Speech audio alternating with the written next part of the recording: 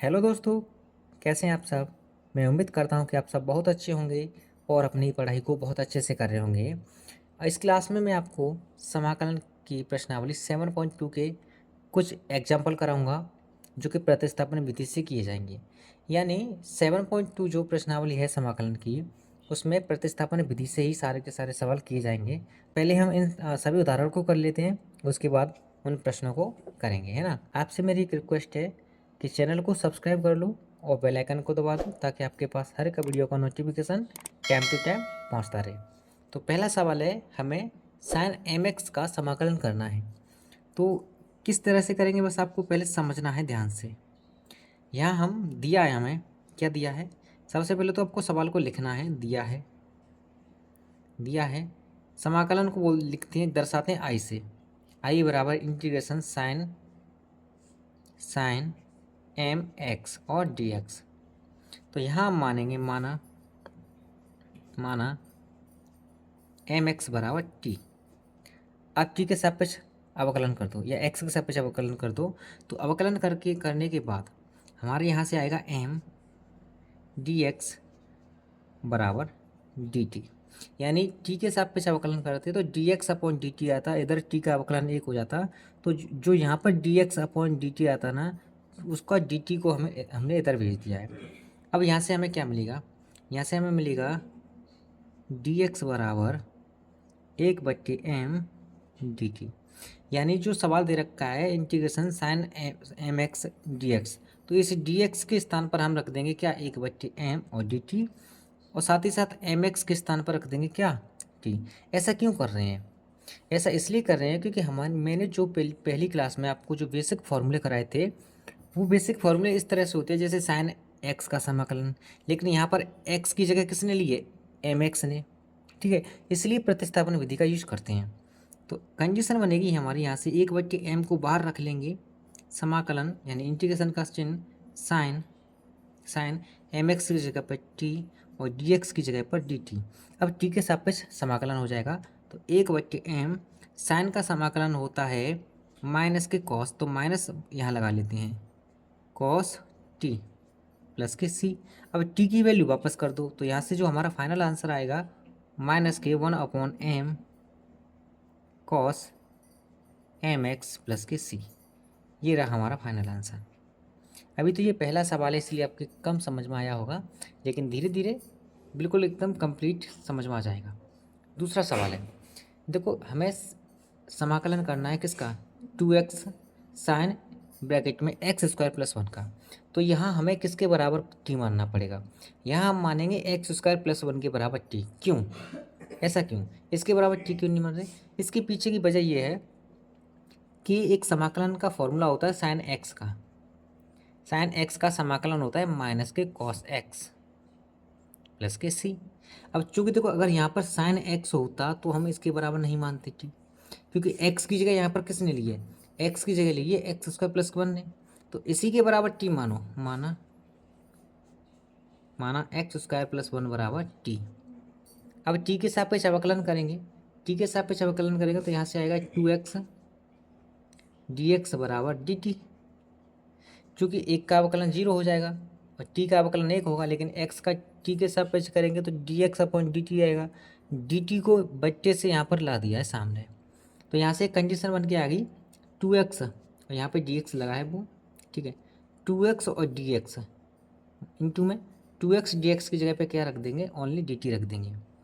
तो जो कंडीशन बनेगी 2x और dx की जगह पे तो dt आएगा, तो यहाँ से बचेगा साइन, और इसकी जगह पे क्या बना टी साइन टी, और dx की जगह पे dt। अब साइन टी का समाकलन क्या होता है, माइनस के कॉस टी प्लस के सी। ये रहा आंसर। आंसर कब कंप्लीट होगा, जब टी की वैल्यू को वापस रख देंगे। यानी हमारा फाइनल आंसर होगा माइनस के कॉस x² + के 1 प्लस के सी। ये रहा हमारा फाइनल आंसर। मैं उम्मीद करता हूँ कि आपको समझ में आया होगा। आइए अगले 2 सवाल और कर लेते हैं। 2 उदाहरण है ये आपके NCERT 7.2 के। पहले उदाहरण करना ज़रूरी होता है, इससे मोटा मोटा आइडिया हो जाता है कि हमें सवालों को करना कैसे है। ठीक है, तीसरा सवाल है, 10⁴ √x into sec square under root x upon under root x. अब यहाँ किसके बराबर टी माने, तो मैं आपको बता दूँ, यहाँ हल करना है पहले हमें। यहाँ यहाँ हम मानेंगे टेन अंडर रूट एक्स बराबर टी। क्यों? क्योंकि अगर देखो, जिसके बराबर हम टी मानते हैं उसका अवकलन करते हैं, और अवकलन करने के बाद हमें कोई ना कोई फंक्शन जरूर मिलता है। अगर हम टेन अंडर रूट एक्स बराबर अगर टी मान लें, तो टेन अंडर रूट एक्स का यानी टेन एक्स का अवकलन होता है सेक स्क्वायर एक्स, और यहाँ हमें सेक स्क्वायर एक्स मिल जाएगा, तो सेक स्क्वायर एक्स की जगह पर कुछ और वैल्यू पुट कर देंगे। इसलिए माना टेन अंडर रूट एक्स बराबर टी। अब टी के सापेक्ष अवकलन करो, टी के सापेक्ष अवकलन कर दो। बहुत से टीचर आपको एक्स के सापेक्ष भी अवकलन करके बता देंगे, एक्स के सापेक्ष भी हो जाता है, घबराने की जरूरत नहीं है। टी के सापेक्ष अवकलन करने का थोड़ा आसान पड़ता है बस अवकलन। अब टी के सापेक्ष इसका अवकलन करोगे तो टेन का अवकलन ये से आएगा d upon D t, ten under root में एक्स, और अंडर रूट एक्स का अलग से करना होगा d upon D t under root x. चूँकि एक्स की जगह अंडर रूट एक्स ने लिए ना, हमारे पास फॉर्मूला होता है टेन एक्स का, लेकिन एक्स की जगह अंडर रूट एक्स का, तो अंडर रूट एक्स का अलग से करना पड़ेगा, यानी चेन रूल लगाना पड़ेगा यहाँ पे। और इसका टी के सापेक्ष अवकलन करोगे D upon D T T, इसका डी टी से डी टी कैंसिल होकर एक हो जाएगा। तो अवकलन निकल के आएगा टेन एक्स का होता है sec square under root x, और अंडर रूट का एक्स का करेंगे तो 1/2 अंडर रूट एक्स, और यहाँ से निकलेगा D x upon D T को इधर भेज देंगे, क्योंकि डी टी से डी टी ये कट जाएगा, एक आएगा, एक में डी टी के इंटू कर देंगे तो आ जाएगा डी टी। अब देखो हमें जो वास्तविक जो फलन दिया रखा है, फंक्शन दे रखा है, वो है ये वाला। अब इस फंक्शन में मिलाओ कि क्या सेम हो रहा है, यानी यहाँ से हमें मिल रहा है sec square under root x upon under root x, और 2 को डिवाइड से इंटू भेज दो, यानी 2 डी टी, इधर बचेगा डी एक्स। अब देखो under root sec square under root x upon under root x d x, यानी जो इतने वाला जो पोर्शन है हमारा, इतने वाला, इसके बराबर हम क्या रख देंगे 2 डी टी, क्या रख देंगे 2 डी टी। तो हमारी जो फाइनल कंडीशन बन के आएगी समाकलन निकालने की, वो आएगी टेन अंडर रूट एक्स बराबर क्या माना टी, तो टी की पावर तो 4 बनेगा यहाँ पे।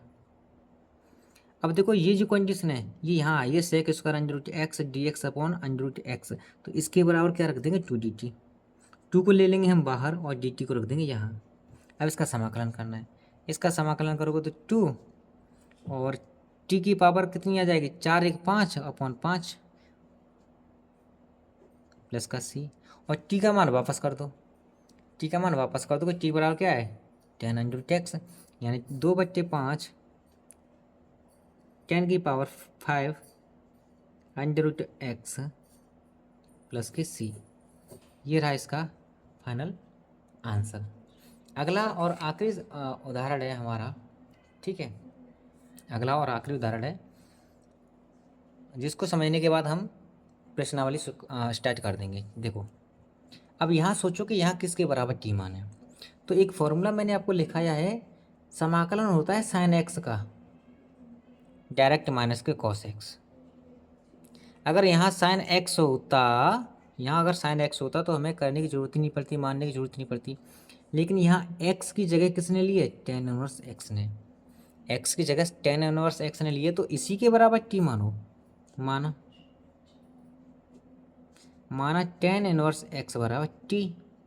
अब टी के सापेक्ष अवकलन करोगे तो यहाँ से आएगा टेन इनवर्स एक्स का अवकलन होता है 1/x square, 1/1 plus x square, और डी एक्स बराबर डी टी, क्योंकि बार बार D x upon D T लिखना जरूरी नहीं है, इधर डी टी लिख दो।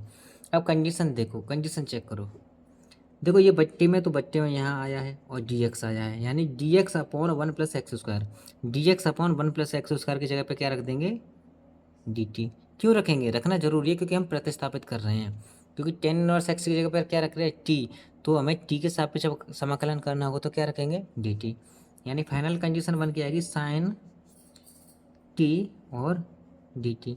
साइन टी का समाकलन कितना माइनस के कॉस टी और प्लस के सी, टी का मान वापस कर दो, तो माइनस के कॉस कोष्टक में टेन इनवर्स एक्स और प्लस के सी, ये रहा इसका फाइनल आंसर। मैं उम्मीद करता हूँ प्यारे दोस्तों आपको ये चारों एग्जाम्पल्स बहुत ही आसान तरीके से समझ में आ गए होंगे, है ना। अगर समझ में आ गए तो क्लास को लाइक कर दो, चैनल को सब्सक्राइब कर दो, ताकि आपको हर वीडियो का नोटिफिकेशन जल्दी से जल्दी मिले। नेक्स्ट क्लास में हम प्रश्नावली 7.2 को प्रतिस्थापन विधि से हल करना सीखेंगे।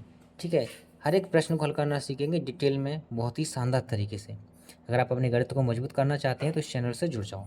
धन्यवाद।